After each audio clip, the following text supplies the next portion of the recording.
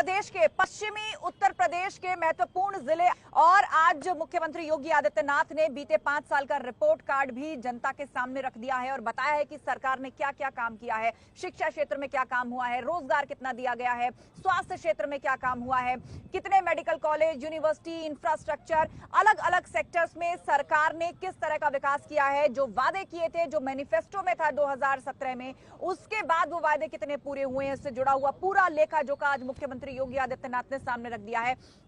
इस पर हम चर्चा करेंगे। पूरा गेस्ट पैनल हमारे साथ जुड़ेगा।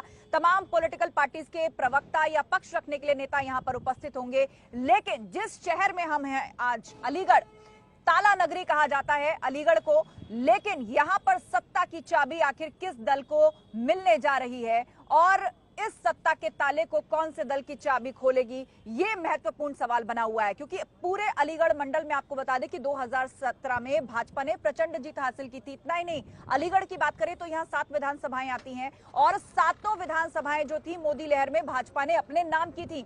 तो जीत का ये किला भाजपा बरकरार रख पाएगी या विपक्ष इस चक्रव्यूह को कैसे तोड़ पाएगा, पूरा दांव इस पर हर सियासी पार्टी अपनी अपनी तरीके से खेल रही है।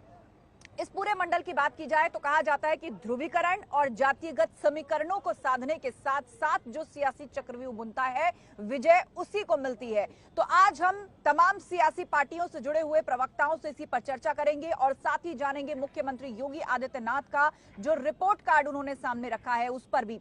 जातिगत समीकरणों की बात करें तो अलीगढ़ मंडल में जाट कम्युनिटी बड़ी तादाद में रहती है, मुस्लिमों की संख्या यहां पर बड़ी तादाद में है।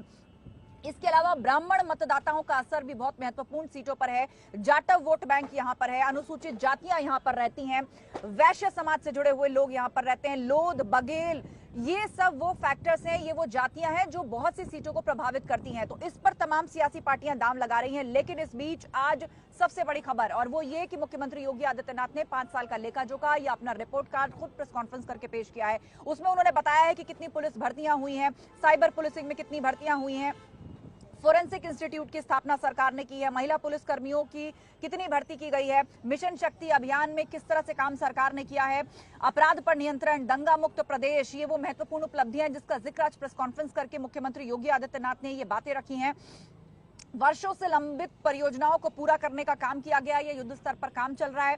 तमाम सरकारें जो पूर्व में रह चुकी हैं उनके समय से भी जो कई योजनाएं चल रही थी उनको इस सरकार जो है वो बहुत तेजी से आगे बढ़ा रही है, पूरा कर चुकी है। मध्य गंगा नहर परियोजना, पूर्वी गंगा नहर परियोजना, राजघाट नहर परियोजना, तमाम सिंचाई परियोजना, उस पर सरकार काम कर रही है।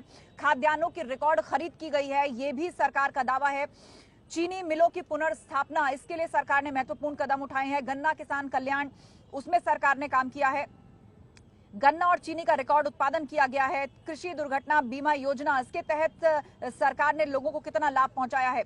मुख्यमंत्री कन्या सुमंगला योजना, पॉक्सो मामलों का निस्तारण किया गया है। मुख्यमंत्री सामूहिक विवाह योजना जो है वो लाई गई है। टैबलेट और स्मार्टफोन्स का वितरण किया गया है युवाओं के बीच में। सरकारी नौकरियों में नए अवसर सरकार आगे भी देने जा रही है और उसने एक डेटा भी दिया है। 2007 से 2017 तक मात्र 1,90,000 युवाओं को नौकरी में रखा गया, लेकिन इस साल 5 लाख युवाओं को सरकारी नौकरी दी गई है और 50,000 से अधिक युवाओं को 3,50,000 से अधिक युवाओं को संविदा पर सरकारी विभागों में मतलब कॉन्ट्रैक्चुअल बेसिस पर उनकी हायरिंग की गई है। तो एक बकायदा कंपैरिजन शीट भी है सरकार की कि पूर्व की सरकारों ने उन योजनाओं के तहत कितना काम किया और वो डेटा कैसे इस सरकार के कामकाज के बाद बढ़ा है, मतलब कैसे मल्टीप्लाई हुआ है।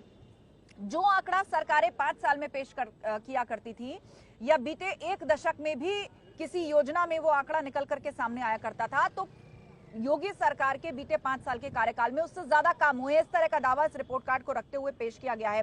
नए विश्वविद्यालयों की स्थापना का जिक्र है।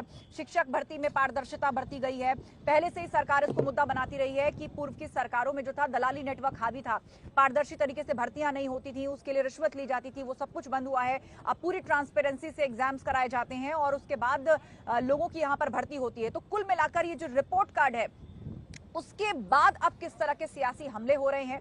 10 तारीख यानी 10 फरवरी जैसे जैसे नजदीक आ रही है पहले चरण की वोटिंग, उससे पहले बयानबाजी में तल्खी भी बढ़ रही है और उस बीच आज सरकार का ये रिपोर्ट कार्ड सामने आया। आज इसी पर करेंगे चर्चा। अलीगढ़ के नुमाइश मैदान में, नुमाइश ग्राउंड में आज हम मौजूद हैं। आप भी यदि कोई सवाल पूछना चाहते हैं तो आप आमंत्रित हैं, आप यहां पर आ सकते हैं। एक अनुशासन के भीतर रहकर आप अपनी बात यहां पर रख सकते हैं।